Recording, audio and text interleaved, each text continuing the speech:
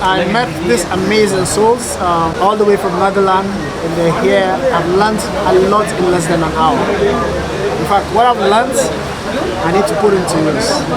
Guys, if you're watching this channel for the very first time, my name is Harry Tigansa Jingina. My channel is Experience Africans, and today I'm with Reuben Schmitz. He's all the way from Netherlands. Here's Reuben. Peace. And he has actually been to about 11 countries in the last month. In the last month, Yeah. 11 countries, traveling without money. So it's really, really amazing. Wakil is also here in UAE. Just moved to UAE 3 months ago, and I'm proud to say he has done something that is remarkable. Been able to host Reuben and his friend right here. We just met. Traveling can be so much fun, and you get to meet people from different races and different places. But how you accommodate and how you relate with people can actually bring you bigger and better things in the nearby future. Now we're having a shawarma. While we wait for our shawarma, I like them to say some shout out on my channel. Hey, shout out to Harry, man. Harry, the boy who lived, Harry Potter. Shout out to him, he's an amazing guy. We just met him in a camera store, and yeah, we've been chatting the past hour, sharing some knowledge. Yeah, that's it. Great guy. Subscribe to his channel, leave a comment, like all his videos, go to all his videos, like it, watch the entire video, comment, and do that every week. And don't forget, if you subscribe, hit that bell. Yes, also hit that bell. And then make more accounts and hit the bell and like and watch the entire video and comment, and then do that like your whole life, please. He's promoting your channel more harder than you. So my channel is about, it's mostly travel videos and mostly challenge based. So whenever I travel to a country, I like to set myself a challenge of like any kind. So mostly it's something like hitchhiking or whatever. And now we are on a mission to travel to every continent on Earth with no money. And one of the main reasons is to prove to people all around the world that if you want to travel, all you need to do is just go. And yeah, just go and you'll figure it out along the way. And so far we've been traveling for a bit over a month, and it's been an amazing journey. We haven't spent any of our own money. In fact, we have more money than we started with, so it's going really well. And we've hit 3 out of the 7 continents, and we want to go for every continent in the end. So right now we are in Dubai, and we're gonna buy some Dutch delicacies. They're called stroopwafels, and we're gonna sell them to people at the Burj Khalifa, and we're gonna use that money to buy ourselves a plane ticket to the next continent, to Australia. So yeah, that's basically what we're doing right now, and I've been doing this for about 4 years, just traveling the world, meeting people, and just doing challenges in every country that I go to, and it's been a lot of fun so far. So, what would you say has been your greatest challenge traveling? Ooh, interesting question. I need to think about that one. Definitely dealing with me. Dealing with this guy, I mean, just a nightmare, honestly. biggest challenge while traveling? I don't know, dude. Do you know any? Probably staying healthy. Yeah, that's a good point. Everything it comes towards you. Like if you give off good energy, it will come back to you. Even when making videos, doesn't matter where you are in the world. But staying healthy on your trip is really hard, especially if you need to watch your money. Yeah, that's definitely, for me at least, the hardest thing to do. You know what? For me, it might be finding a balance between enjoying my travels and creating content. Because on the one hand, like if I travel and I don't have a camera with me, I'm like, I want to make videos of this. But then when I'm on a trip like this where I create content and I'm shooting videos all the time, sometimes I think like, fuck the camera, I just want to enjoy the moment. So finding that balance is a challenge sometimes. Actually, every day I'm just like, should I film this or should I just enjoy myself? And I'm thinking about that too much. So, but yeah, I'm trying to find a balance between that. I think that's the biggest challenge, but it's not a big problem or anything. It's first world problems. If I must ask you, which is the best country you've visited so far? Your best? Whoa, getting controversial. This might be a tricky one, because what do we qualify as the best? Like the best people, the most beautiful things? Best experience. Best experience. I think I'll give you, for me, the best experience was in our last country, which was Saudi Arabia. In Saudi Arabia, the hospitality is unmatched. You are not asking for anything, the people will just give it to you. You will get free food, free accommodation, the people will be so loving and want to show their culture to you. And yeah, without even asking, we're doing this challenge without any money. And even if you had money, you would not spend it like anything in Saudi because everyone just wants to share everything with you. So for me, definitely Saudi Arabia. And adventure-wise, probably Egypt, because we did a lot of crazy things in Egypt. That's on this trip though, right? Yeah, on this trip. Yeah. We're talking about this trip. Okay. No, I would say the same. Saudi Arabia has been my favorite country in this trip. For one part, because it really changed my perception of the place.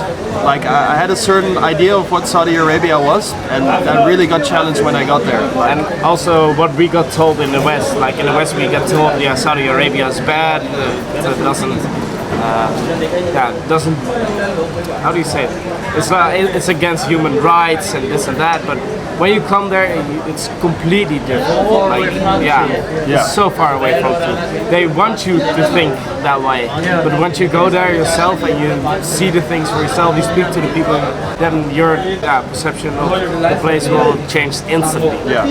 And there's still some bad things about the country that I don't agree with, but there were definitely a lot of very positive aspects of Saudi culture which I didn't expect that I really experienced every day, and that's why it's my favorite country, because like he said, the hospitality in Saudi has been insane. Like everyone just wants to help you in any way, and that really felt amazing to experience that. You've traveled all these countries and you've given us the countries that you actually enjoyed, your favorite, and you've also told us your greatest challenge.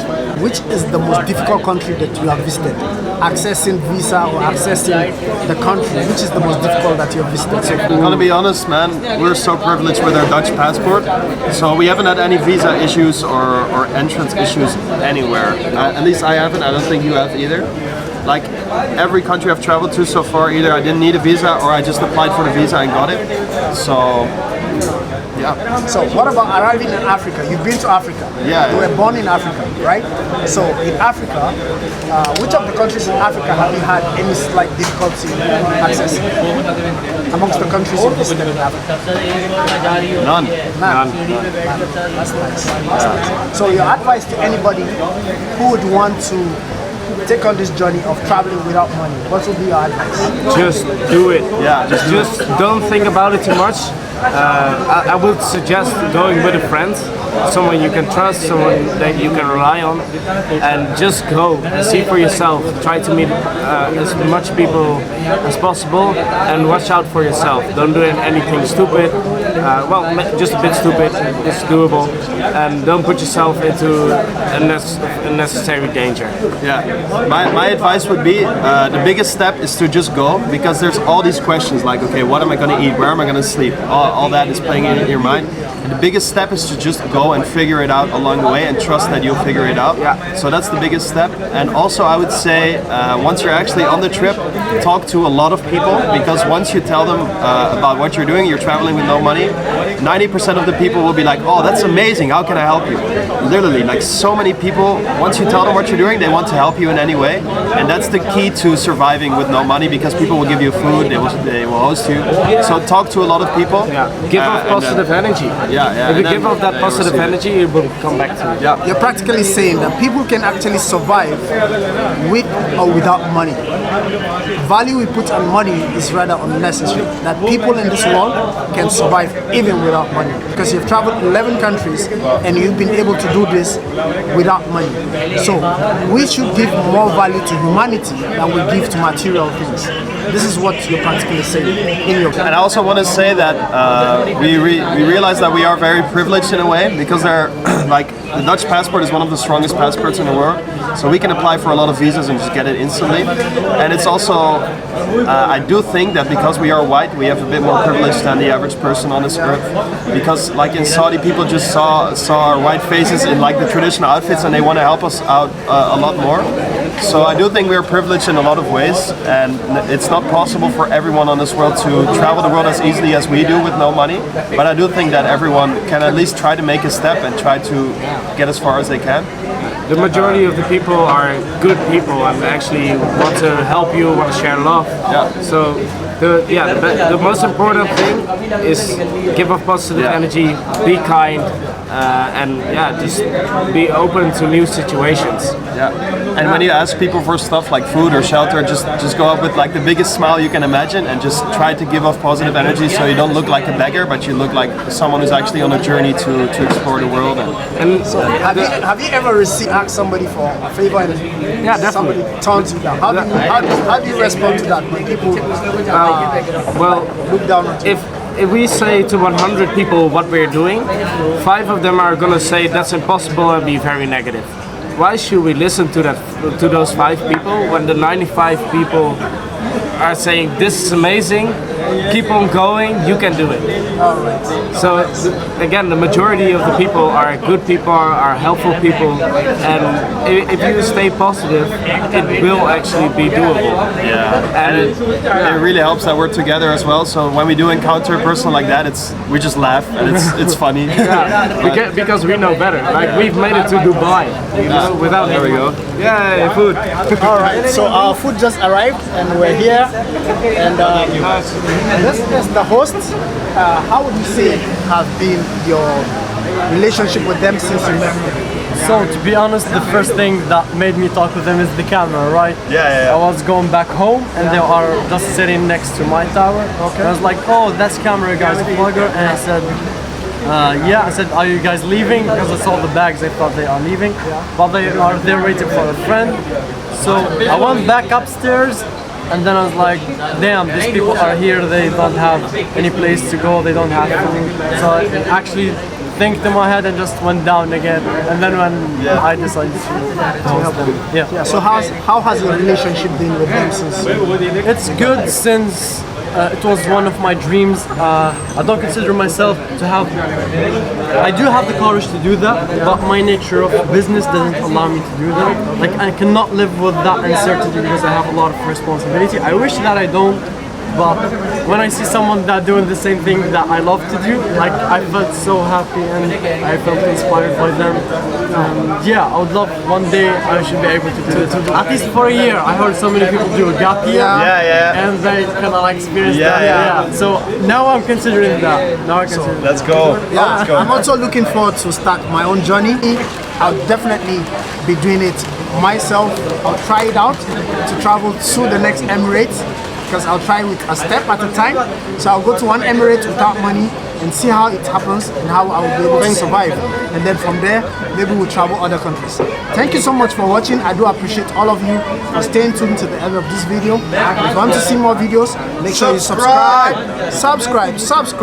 and hit the notification bell. Until I see you next time, it's goodbye. Also, one thing I want to add to what really helps while traveling with no money is this little guy, a camera. People are instantly interested in if you have a camera with you. 100%. No, it's okay. If you have a camera with you, and not only that, you can record your own journey. You can always look back on what you did, and I think it's also it keeps you safe. Because people are scared of camera and are scared to harm you when they're getting filmed. So when you do this, bring a camera.